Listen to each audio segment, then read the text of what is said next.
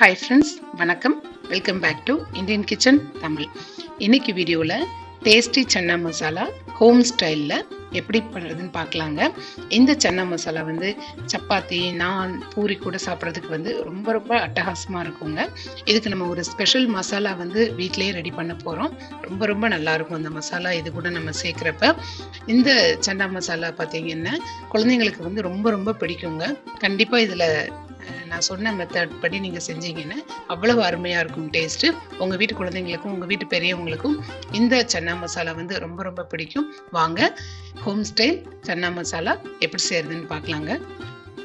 இன்னைக்கு நான் சன்னா மசாலா பண்ணுறதுக்கு 1 கப் அளவுக்கு வெள்ளை கொண்டைக்கடலை எடுத்துருக்குறேங்க. இது வந்து 1/4 கிலோ. இப்போ இதை வந்து ஒரு பேனில் சேர்த்துட்டு மூழ்கிற அளவு வந்து தண்ணி ஊற்றி வச்சுருங்க. இது வந்து 8 மணி நேரம் வரைக்கும் நல்லா ஊறணுங்க. இது வந்து ஊறட்டும். நீங்கள் செய்கிறதா இருந்ததுன்னா முந்தின நாள் நைட்டே ஊற வச்சுக்கோங்க, சரியாக இருக்கும். இப்போ மறுநாள் காலையில் வந்து நான் எடுத்து பார்க்குறேன். பாருங்கள், இந்த அளவுக்கு வந்து நல்லா ஊறி வந்து அப்படியே நல்லா பெருசாகிருச்சு. இதை வந்து ஒரு குக்கரில் சேர்த்துக்கோங்க. நான் இன்னைக்கு குக்கரில் தான் வந்து வேக வைக்க போகிறேன். குக்கரில் சேர்த்துட்டு நல்லா மூழ்கிற அளவுக்கு வந்து தண்ணி ஊற்றிக்கோங்க. கரெக்டாக வந்து இருக்கும். இப்போ இதுக்கு தேவையான அளவு உப்பு சேர்த்துக்கோங்க. உப்பு சேர்த்துட்டு கையால் இந்த மாதிரி நல்லா கலந்து விட்டுருங்க. குக்கரை வந்து மூடி வச்சிருங்க. மூடிட்டு 4லேருந்து 5 விசில் வந்து கொடுத்து வேக வச்சுக்கோங்க. கரெக்டாக வெந்திருக்குங்க. இப்போ வேக வச்சுட்டு வந்துடலாம். நான் இப்போ வேக வச்சுட்டேன். ப்ரெஷர் எல்லாமே அடங்கிருச்சு. இப்போ நான் குக்கர் ஓப்பன் பண்ணி காமிக்கிறேன் பாருங்க. நல்லா வெந்திருக்குது கொண்டைக்கடலை. பாருங்க, நான் ஒரு கடலை எடுத்து இப்படியே அமுக்கி காமிக்கிறேன். உங்களுக்கே நல்லா தெரியும். 4லேருந்து 5 விசில் கொடுத்தீங்கன்னா கரெக்டாக வந்து வெந்திருக்கும். இப்போ பாருங்க, இந்த மாதிரி பதத்தில் வந்து நம்ம வேக வச்சுக்கணும். இப்போ இந்த தண்ணியை வந்து நீங்கள் கீழே ஊற்றிடாதீங்க. நம்ம கிரேவிக்கு வந்து இதை பயன்படுத்திக்கிடணும். இதில் நிறைய சத்துக்கள் இருக்குதுங்க. வாங்க இப்போ கிரேவி பண்ண ஆரம்பிச்சிடலாம். அதுக்கு முன்னாடி ஒரு மசாலா நம்ம அரைக்கணும். அதுக்கு ஒரு 1/4 கப் அளவுக்கு தேங்காய் துண்டு எடுத்துக்கோங்க. ஒரு மிளகாய் வத்தல் எடுத்துக்கோங்க காரத்துக்காக. ஒரு பச்சை மிளகாய் எடுத்துக்கோங்க. 1 டேபிள் ஸ்பூன் அளவுக்கு சோம்பு எடுத்துக்கோங்க. அதாவது பெருஞ்சீரகம் எடுத்துக்கோங்க. அது கூடவேவும் காஷ்மீரி மிளகாய் தூள் வந்து 1 டேபிள் ஸ்பூன் எடுத்துக்கோங்க. 2 ஏலக்காய், 1 பட்டை, 2 கிராம்பு எடுத்துக்கோங்க. காஷ்மீரி மிளகாய் தூள் வந்து எடுத்துக்கோங்க. இப்போ இது கூடவேவும் ஒரு 6 போல சின்ன வெங்காயம் எடுத்திருக்கிறேன் நான். அதையும் சேர்த்துக்கோங்க. இப்போ அது கூட 2 பல்லு பூண்டு வந்து தோல் உரிச்சிட்டு அதையும் சேர்த்துக்கோங்க. இது எல்லாமே வந்து நம்ம போடுறதுனால மசாலா வந்து நல்லா வாசனையா இருக்குங்க. இப்போ இது கூடவேவும் கொஞ்சமா வந்து கடல் பாசி சேர்த்துக்கோங்க வாசனைக்காக. ஒரு 1/2 டேபிள் ஸ்பூன் அளவுக்கு கசகசா, ஒரு சின்ன தக்காளி இந்த மாதிரி சின்ன சின்ன துண்டா வெட்டி வச்சுக்கோங்க. இப்போ இது எல்லாத்தையுமே வந்து நம்ம மிக்சியில வந்து நல்லா அரைச்சிட்டு வரணுங்க. பாருங்க, நான் இந்த வீடியோல காமிச்ச மாதிரி இந்த பதத்துக்கு வந்து நல்லா அரைச்சிக்கோங்க.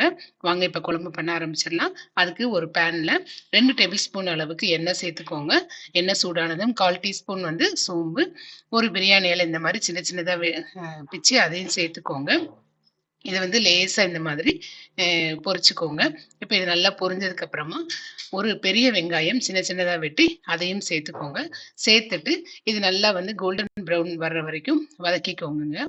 இது நல்லா பொன்னிறமா வதக்குனதுக்கு அப்புறமா நம்ம மசாலாவை வந்து இது கூட சேர்க்கணும். இப்போ இந்த பதத்துக்கு வதங்கினா போதும். இப்போ நம்ம அரைச்சு வச்சிருந்த மசாலாவை இது கூட கலந்துடலாம். கலந்துட்டு நம்ம நல்லா வந்து இதை வதக்கணுங்க. அந்த பச்சை வாசனை போகிற அளவுக்கு.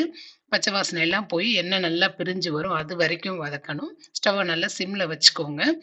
இப்போ பாருங்க, இது வதங்கிறதுக்கு வந்து 1-2 நிமிஷத்துலேயே நம்ம வதக்கிடலாம்.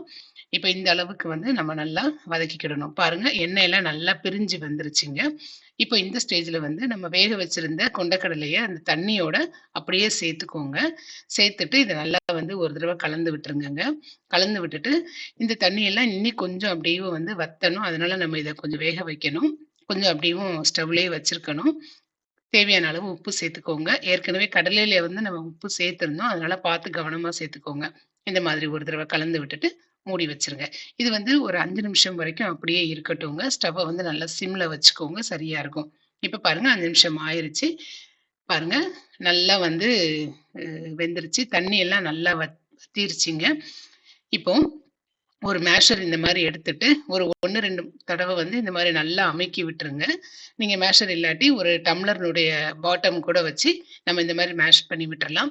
இந்த மாதிரி மேஷ் பண்ணிட்டு இந்த மாதிரி நம்ம மிக்ஸ் பண்ணிட்டு பழையபடியும் மூடி வச்சிடணுங்க. இதனால கிரேவி வந்து இன்னி கொஞ்சம் நம்மளுக்கு திக்கா கிடைக்கும். பாருங்க இப்ப நல்லா வந்து எண்ணெய் எல்லாம் பிரிஞ்சு வந்துருச்சு. ஒரு 3 நிமிஷம் வரைக்கும் அந்த மாரி வச்சிருந்தீங்கன்னா கரெக்ட்டா இருக்கும். இப்ப இத நல்லா வந்து மிக்ஸ் பண்ணிருங்கங்க. இப்போ இந்த கிரேவி வந்து இன்னமும் வாசனையா இருக்கிறதுக்காக கொஞ்சமா கசூரி மேத்தி வந்து நல்லா இந்த மாரி கிரஷ் பண்ணிட்டு கூட சேர்த்துருங்க. அல்லது கொத்தமல்லி தழை இருந்தாலும் அதையும் சேர்த்துக்கலாம். இப்போ இந்த மாரி சேர்த்துட்டு இத வந்து நல்லா மிக்ஸ் பண்ணிருங்க. இப்ப நம்ம சூப்பரா ரெடி பண்ணிட்டோம். சன்னா மசாலா ஹோம் ஸ்டைல்ல.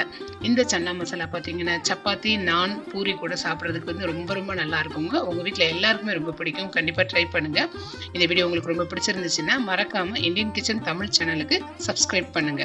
தினம்தோறும் தினம்தோறும் திருமண விருந்து உங்கள் இந்தியன் கிச்சன் தமிழில். Thank you.